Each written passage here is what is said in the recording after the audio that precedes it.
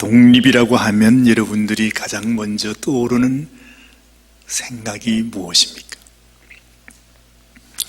저에게 떠오르는 생각은 자유입니다.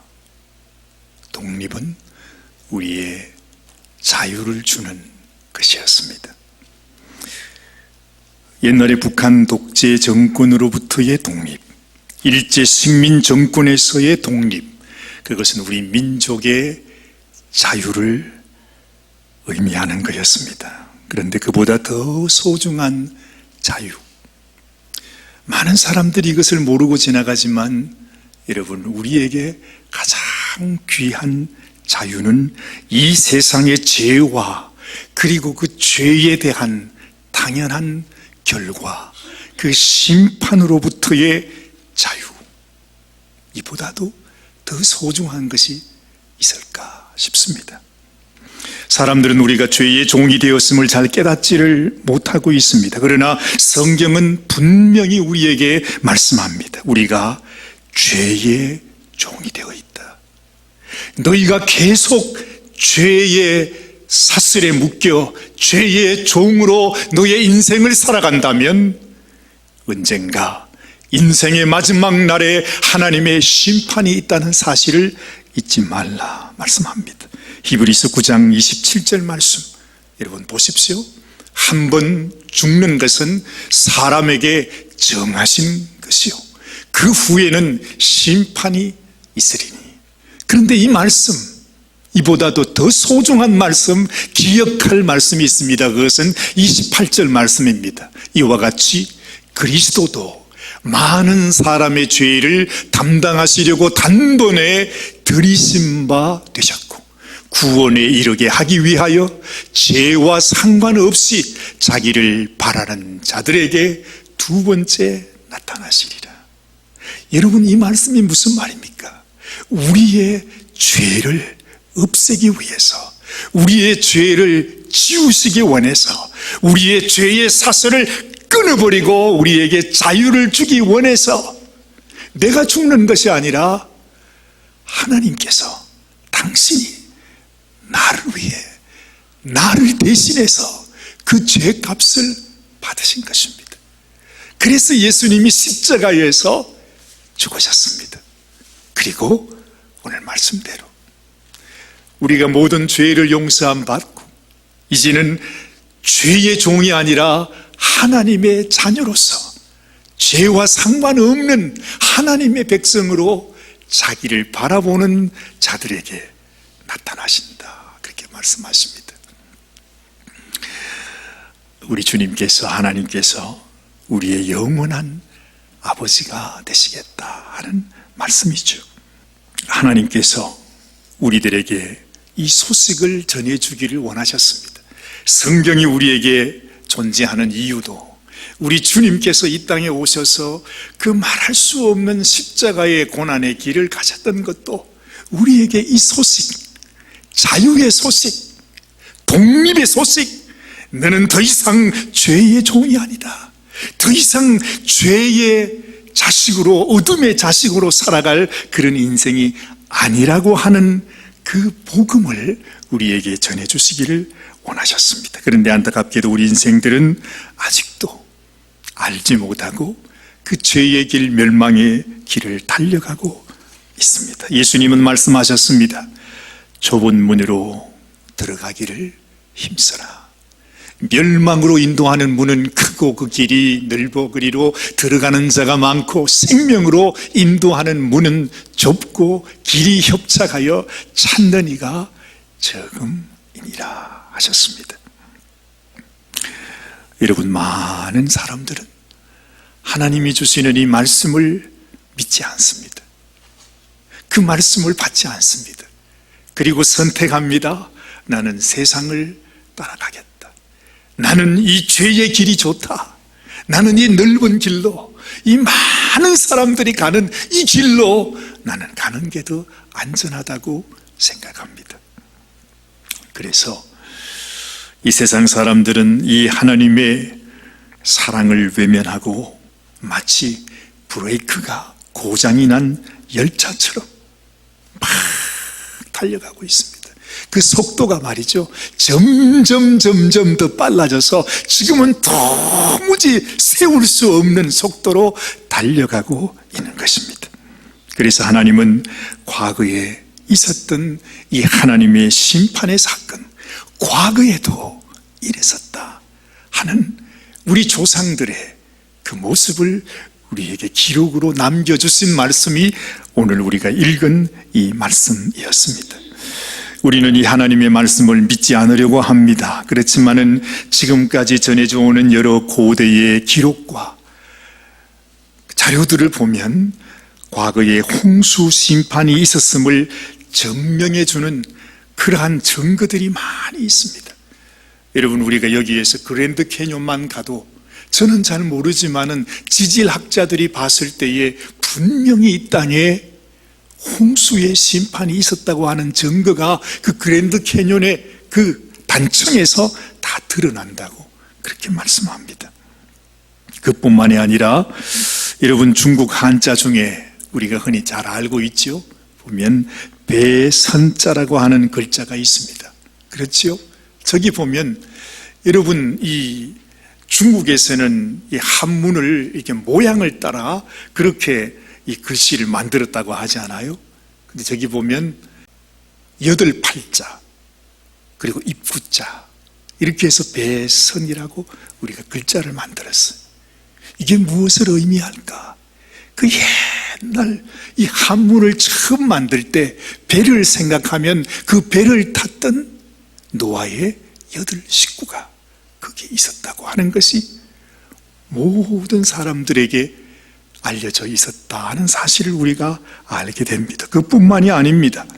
성경은 이렇게 말하지요. 노아의 방주가 아라랏 산에 머물렀는데 그 아라랏 산에 가보니까 그 아라랏 산 밑에 마을 이름이 8명의 마을이라 하는 그 이름이 아직도 존재한다고 합니다. 여러분, 노아가 이제 방주에서 나와가지고 살았을 거 아니에요. 그 8식구가 사람들이 다 멸망한 그때에 처음 아라랏 산에서 새로 시작을 한 것입니다.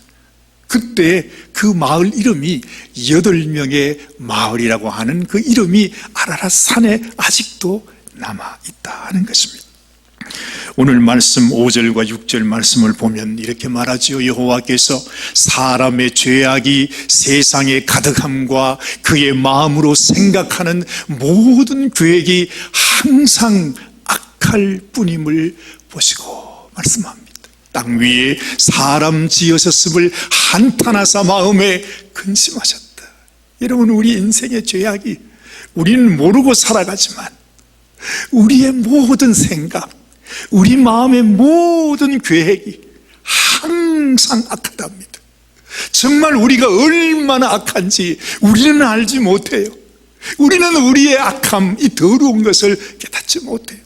그러나 하나님, 우리를 지으신 하나님의 눈으로 보면 우리 인생이 얼마나 하나님에게서 멀어져 있는지를 우리가 알게 되는 것입니다.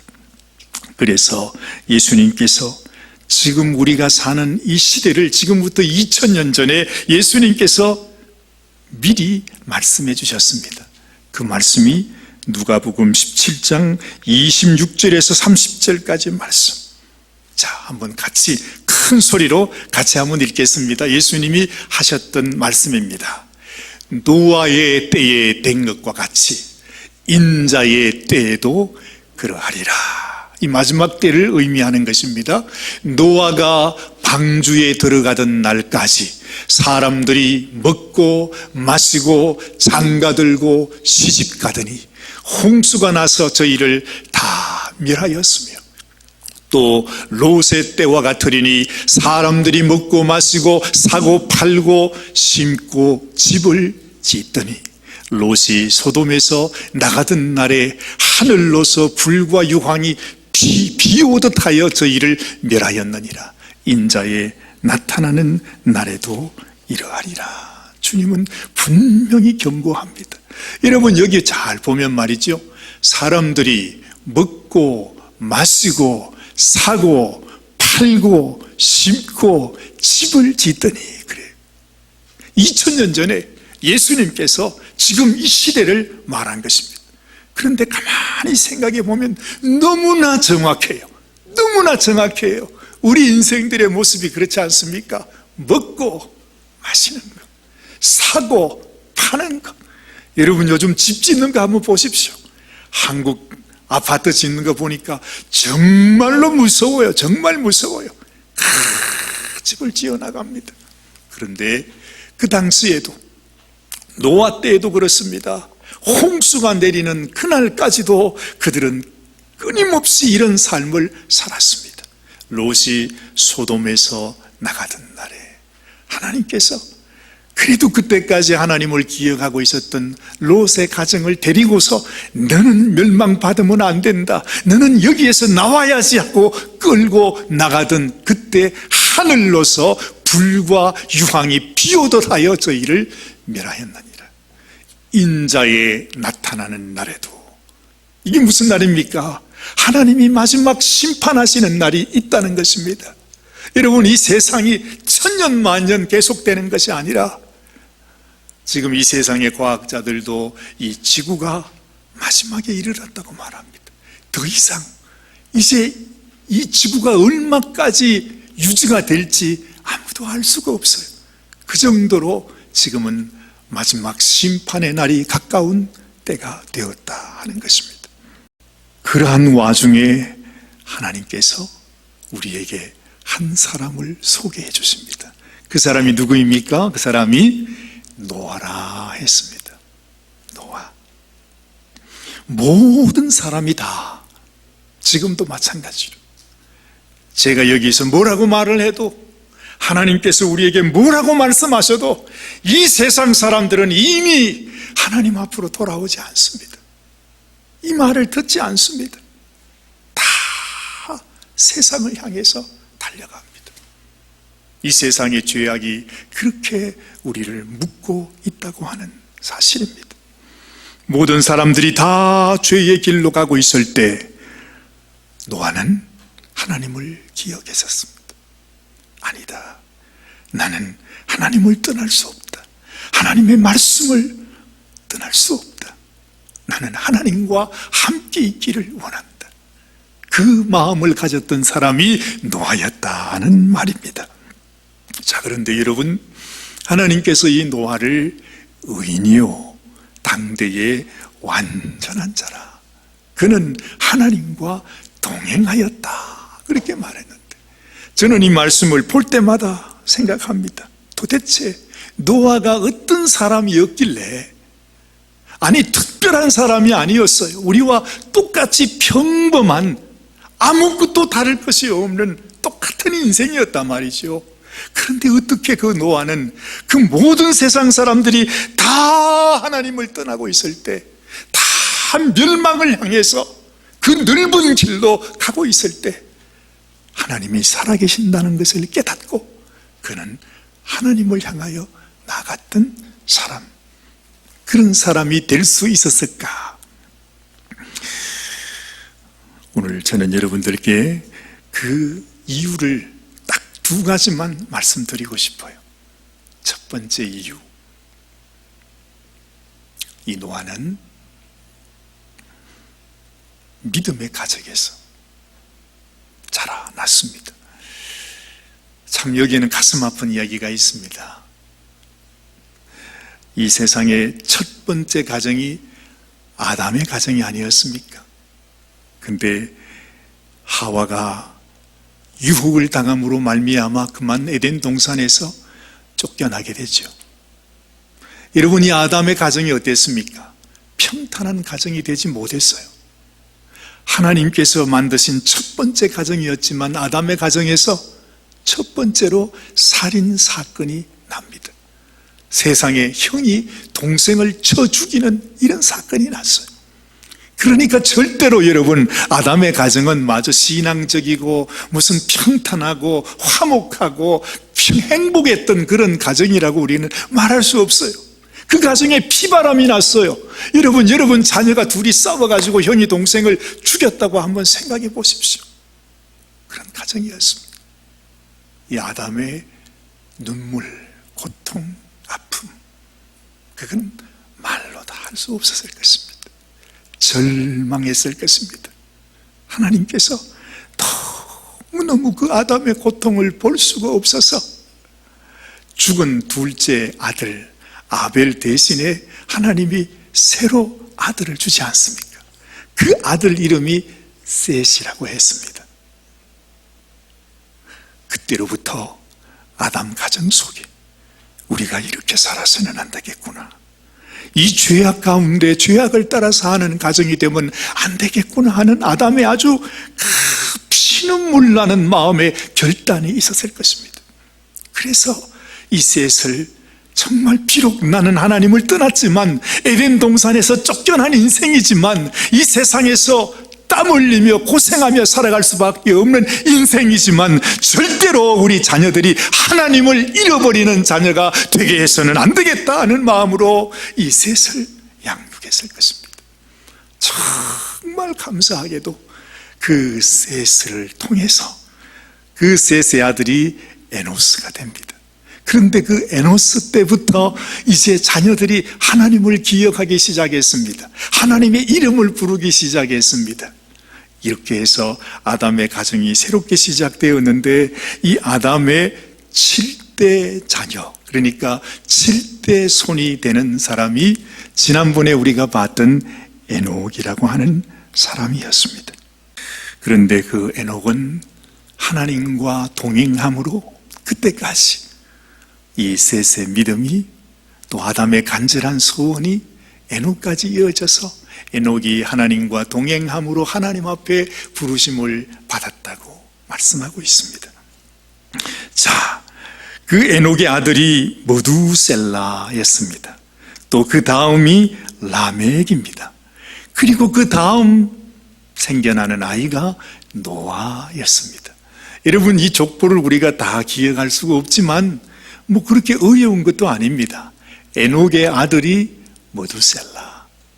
이 무두셀라는요, 그 이름 뜻이 이제 네가 죽으면, 네가 하나님을 떠나면 우리는 끝이다, 하나님께서 이 세상을 심판하게 될 것이다 하는 그런 이름을 지었어요. 그 말은 이 에녹이 얼마나 하나님을 사모하고 내가 하나님을 섬기는 것이 얼마나 귀한 것인지를 깨달았다 하는 말이죠. 그 무두셀라는 그렇게 자랐습니다. 그리고 무두셀라의 아들이 라멕이었고 그 라멕의 아들이 노아였습니다. 다시 말하면 무두셀라의 손자가 노아였다 하는 말입니다. 다행히도 그 당시에 여러분, 사람의 수명이, 여러분은 뭐 실감이 잘 나실지 모르겠습니다만 사람의 수명이 거의 1000년에 가까웠습니다. 지금으로서는 우리가 상상할 수 없죠. 그런데 그때는 하나님께서 우리를 지으시고 이제 가까운 시대였기 때문에 하여튼 우리 인생이 보통 지금과 같은 이런 인생이 아니었다는 거죠. 1000년을 살았습니다. 1000년을. 그렇죠? 무두셀라가 969년, 평균 수명이 800년에서 900년을 산 때였습니다. 그런데 여러분, 이 노아의 때까지 지금 이어지면서 지금 무두셀라가 이 노아가 홍수를 만나는 그때까지도 살아 있었습니다. 이 무두셀라는 자기의 아버지가 하나님께로 올라간 것을 알았던 자가 아닙니까? 그 이야기를 이 무두셀라는 자기 손자인 노아에게 보기만 하면 노아야, 너희 할아버지가 하나님의 부르심을 받고 하나님과 동행하면서 하나님께 이런 은혜를 입었단다 얘기를 해 주었겠죠. 그 얘기를 들으면서 자라난 이 노아는 그 역시도 하나님을 사모하는 인생이 되었다 하는 것입니다. 여러분,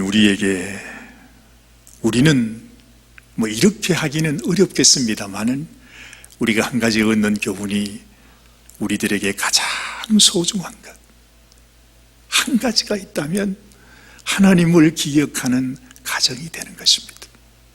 하나님이 우리에게 주신 이 놀라운 은혜, 하나님이 부어주신 놀라운 사랑을 기억하는 가정. 그래서 아버지가 아들에게 얘야, 이것만은 네가 잊어버리지 마라. 하나님은 살아계시고 하나님께서 우리를 죄악 가운데서 거룩하게 우리를 지키시고 우리를 하나님 자녀 삼기를 원하시는, 정말로 우리를 사랑하시는 하나님이 계신단다 하는 그 이야기를 아버지가 자녀에게 전해주는 가정, 소중합니다. 그런데 이런 가정이 지금은 없습니다. 아니, 당연히 있어야 하지만 너무나 소중한 것이기에 이 세상은 절대로 그렇게 하지 못하도록 만들어갑니다. 그래서 여러분, 우리가 가정에서 믿음을 지키지 못하면 교회에서 믿음을 지킨다는 것이 너무너무 어렵습니다.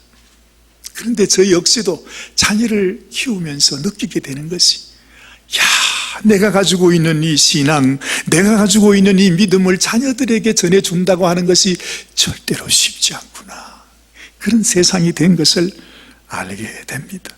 믿음을 심어주는 부모가 되는 것, 아버지가 그렇게 하지 못하면 어머니라도 이 믿음을 이 아이에게 내가 심어줘야 되겠다 하는 간절한 마음을 가지고서 이 아이들이 믿음 안에서 자라게 하는 것, 이것이 얼마나 소중한지 모른다는 것입니다. 사랑하는 여러분, 여러분들도 마음속에 지금이라도 늦지 않습니다.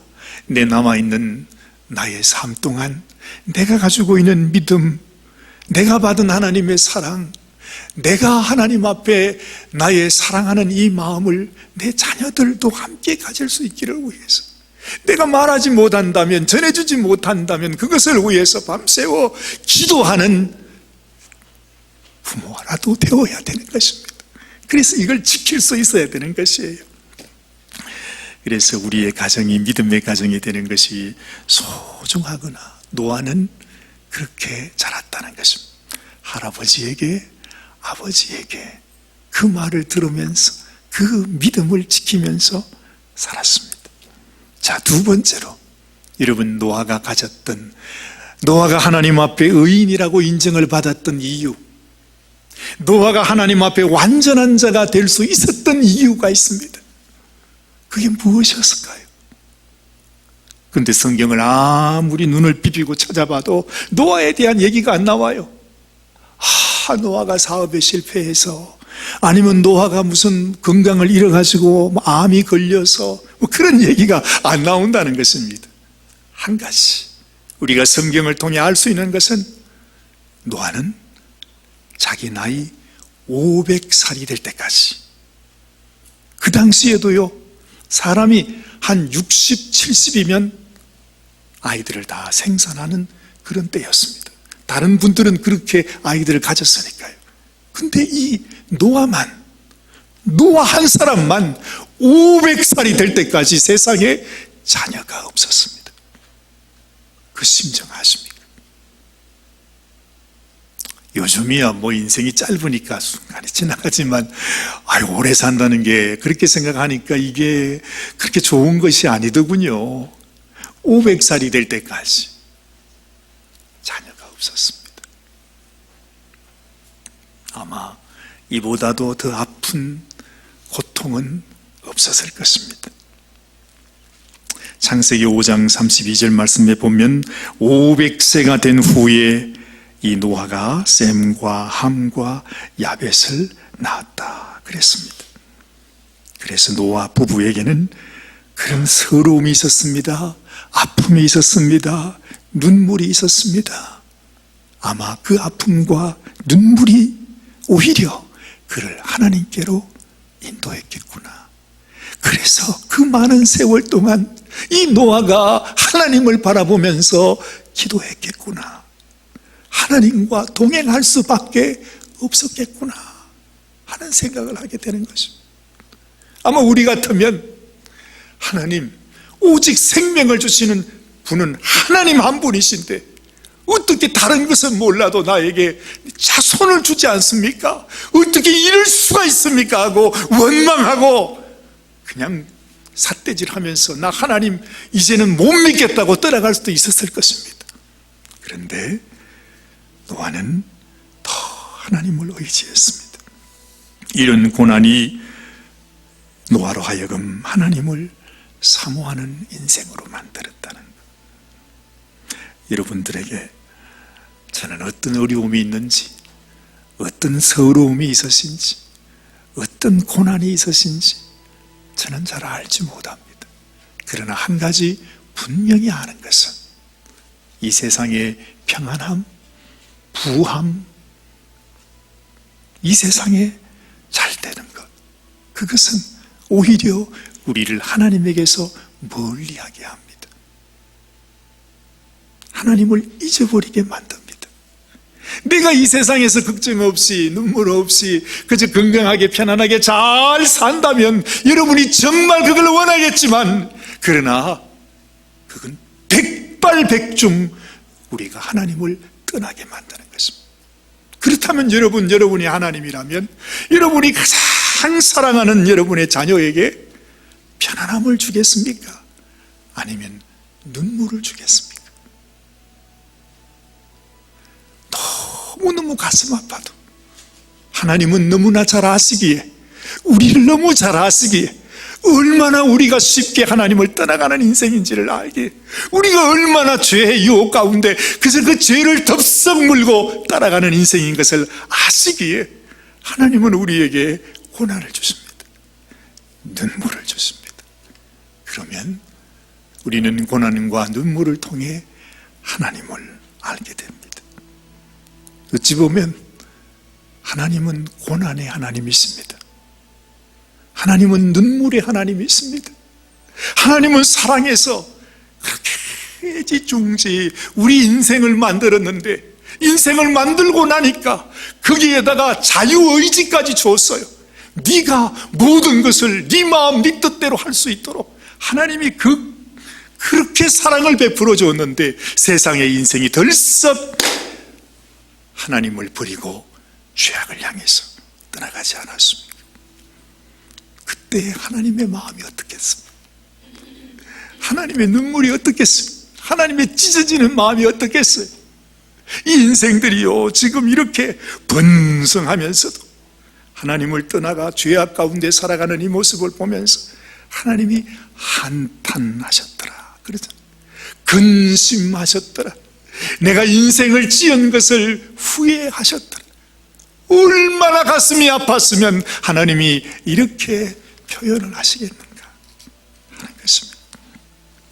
사랑하는 여러분, 고난과 눈물 없이는 하나님의 그 마음을 우리가 알 수가 없습니다. 하나님을 모르면서, 하나님의 심정을 모르면서 우리가 어떻게 하나님과 동행할 수 있겠습니까? 그래서 하나님은 여러분들에게 고난도 주시고 눈물도 주시고 자식 때문에 가슴도 치게 하시고 피눈물도 흘리게 하시고 그렇게 허락하시는 것입니다. 그러나 그 하나님은 네가 이 고난과 눈물을 통해서 나의 심정을 알아라. 내가 너를 이렇게 사랑했다는, 너를 사랑해서 나의 생명까지 내가 주었다는 그 하나님의 마음을 알면 우리는 하나님과 동행할 수 있습니다. 절대로 하나님을 떠날 수가 없습니다. 그래서 노아가 하나님을 떠나지 않고 동행했던 것입니다. 그래서 하나님은 노아를 향해서 노아야, 네가 완전하구나. 너는 의인이다. 그렇게 하나님이 인정해 주신 것입니다. 여러분들도 이 노아처럼 하나님 앞에 이런 은혜를 입는 저와 여러분 모두 되시기를 바랍니다. 기도하겠습니다. 하나님 아버지, 그렇습니다. 우리가 하나님의 눈물과 아픔과 하나님의 마음속에 있었던 그 고통을 알지 못하고 어떻게 하나님과 동행하겠습니까? 우리가 하나님의 마음을 어찌 알겠습니까? 그러나 주님, 적을지라도 내가 고난을 알고 눈물을 알 때 우리가 하나님의 고난, 하나님의 눈물도 알 수 있어서 하나님과 동행할 수 있습니다. 주님, 이 땅에서 고난과 시련을 만날 때 내가 원망하고 불평하기보다는 오히려 하나님 앞에 감사하는 마음으로 내가 하나님을 알고 하나님을 사랑하고 하나님과 동행하는 그런 인생이 되게 하여 주시옵소서. 우리 주님 예수님의 귀하신 이름 받들어 간절히 기도드리옵나이다. 아멘, 아멘.